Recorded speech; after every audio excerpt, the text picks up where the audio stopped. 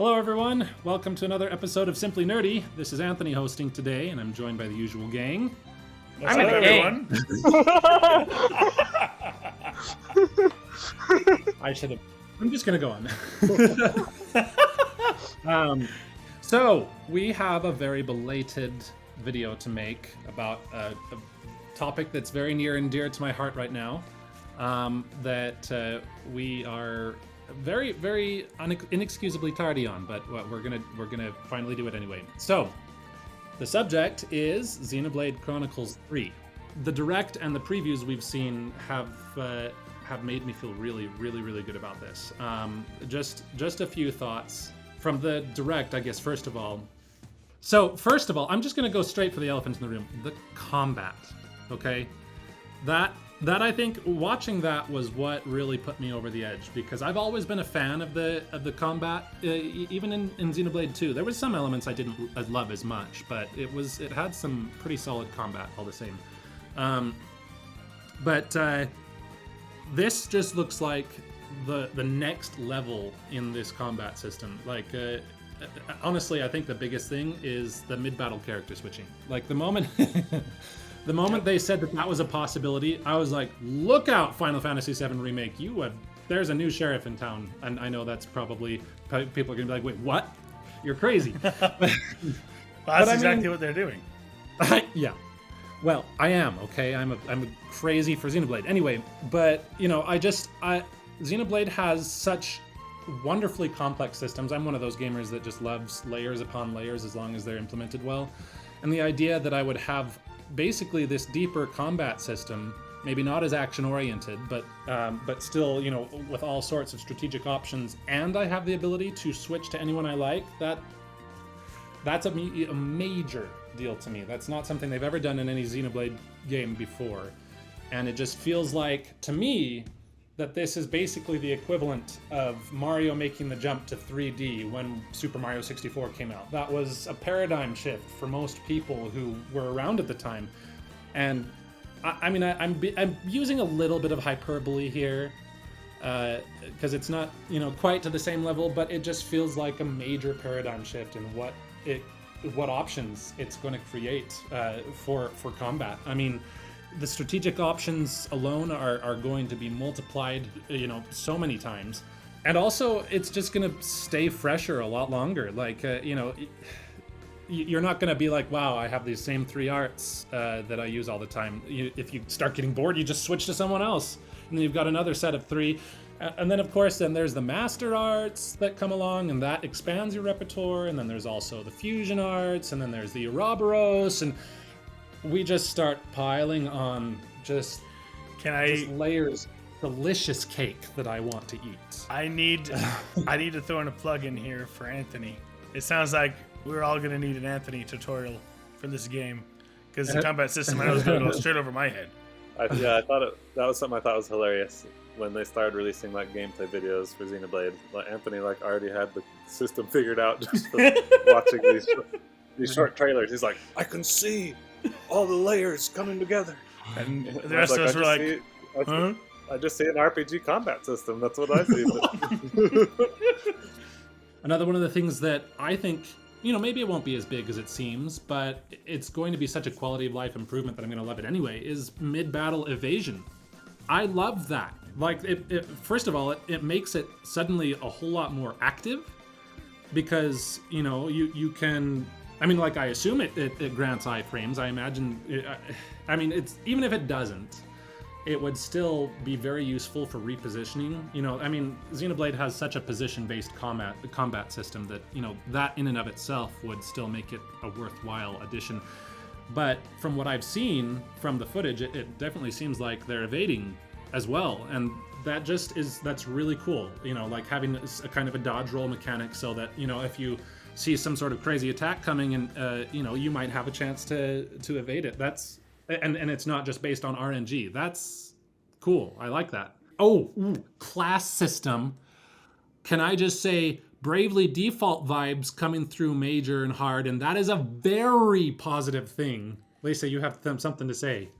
Well, I was just gonna say I saw that too, and I was like, oh, that seems like a good development. One thing that I think will make it slightly different, I mean, other than the fact that it's not Bravely Default, is that apparently it has to be of the opposite class type, is what I'm going to call it. Well, yeah, but you're talking about the master arts, so that's on the other D-pad. Okay. So, so normal arts, you get whatever you have equipped for the class that you have equipped. But your master arts, the ones on the left D-pad, from what I understand, those do have to be, the alternate nation. If your class is a Kavesi class, you have to have Agnian master arts, and vice versa. But I don't think that it really limits how you class otherwise. But yeah. I know. I've studied this a lot. I'm already a super nerd about it. I was gonna say this is episode 1 of the tutorial right here. Any other questions you have for me? I might know it. Yeah. I was gonna say that as someone who is less aware of all the details, I did play Xenoblade Chronicles Definitive Edition. Thought it was great, and I got pretty good at the combat system. I can already imagine the benefit of some of these systems that Anthony's describing, like being able to switch characters mid-battle. Before, in the Xenoblade Chronicles game I played, you just kind of had to hope that your AI companions would use the arts you wanted them to. Like, okay, I broke the enemy, I hope you're going to topple them now. Okay, they're toppled, I hope you're going to daze them. But now I could potentially do that myself. I could switch to the character that has the art I want and set up a sequence like that. Sometimes when I was... The other thing that makes it really nice that you can switch characters is the fact that sometimes when I was playing the first game, Xenoblade Chronicles or Xenoblade Chronicles Definitive Edition, was that sometimes I was fighting an enemy that needed Shulk there, but I had, for whatever reason, wanted to play one of the other characters, and the AI for Shulk was so stupid. Anyway, so there's that. Oh, we were talking about though the class system. I just wanted to say a little bit more on that. I think another thing that really got me super excited was to find out that you weren't stuck to the base 6 classes that the main characters come with. Like I thought it was cool that you could switch classes, but I wasn't expecting it to be anything more than some variation of, or just basically all those same classes. You can only have those 6 classes, but anyone can be them. And so when we found out about hero characters and how you can actually adopt their classes as well, then I was like, oh my gosh. And that was the part when I was like, okay, there's Bravely Default. And the other thing that has me kind of excited about that, maybe not for a very good reason, is that they seem to be being fairly secretive about those classes, so it just makes me be like, ooh, what are you hiding? Is it good enough to hide? So yeah, there was a lot of things. There was times where they had some parts of that trailer blurred out. Yeah, a hero character that makes me wonder if it's some sort of spoiler for people who've played previous games or something. So I feel like the addition of the Master Arts is something that's kind of exciting because it expands your repertoire. It looks like you have to unlock the slots based on your level or maybe progression in the story. I know there was one that was marked with question marks, so maybe that's a story-related unlock. But it adds a whole 3 extra arts you could potentially use in the middle of a battle, and suddenly that's closing the gap quite a bit on how many options you had with Xenoblade 1. Shulk was a special case. You could have up to 16 options with him, including the Monado arts, but most other characters just had their set of 8 and then their talent art. And if you consider it that way, then Xenoblade 3 is only what 2 behind. If you have 3 master arts, 3 standard arts, and then your talent art mapped to A, then that's 7 options. That suddenly it's feeling a lot more dynamic. I guess all in all, it just looks like this game is really pulling out all the stops with the combat system. It really seems like Monolith Soft has just got all the big guns out, and it's showing. And I've not left enough time to talk about the other things I wanted to talk about because I'm a goober and I just get on tangent. So I'm just going to say rapid fire some of the other things that I'm really excited about. First of all, the story looks incredible.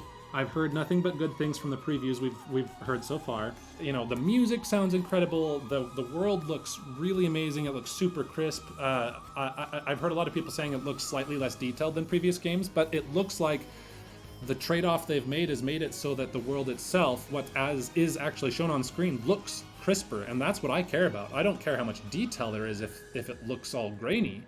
From what I've heard, this game, nobody has been able to point to any significant frame stutters, if any at all. It sounds like it's near locked at 30, and you know what? That's all I care about. I don't care about absolute frame rate. I just want it to be stable. Xenoblade Chronicles 3, over the past few weeks between the Direct and now the previews we've gotten, has probably become my most anticipated video game of all time. I'm not expecting it to be a perfect game. I mean, its size might make that kind of difficult anyway. But I from what I've seen, it kind of seems like I can expect it to be an incredible game. But anyway, I need to stop with my. I said that I would try to rein it in, and I didn't. So I'm so sorry. I really did try. Anyway, Anthony, none of us expected you to be able to do that.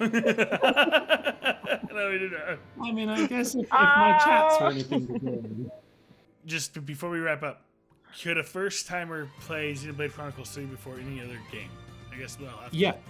I think there's some context that you'd be missing by not having played the other two, but it still seems like it's largely a self-contained story from a narrative standpoint. So I don't think you will have to try and play Xenoblade 1 and 2 before you can play 3. That's what I've heard from all the previews as well. In my case, I'm just not going to bother to play all the, I'm not going to play Xenoblade 2. So I hope it's not required. Agreed. That's I think that's I'm going to end it there. I was about to say that's probably all I have to say on the subject. That's not true, but I will stop. You let us know your thoughts of what you think of Xenoblade 3, if you think you'll get it. Just whatever you think about it, it looks incredible, and we should all play it and reward Monolith Soft for all that they've done. And okay, until next time, guys. Keep it nerdy. Keep it nerdy.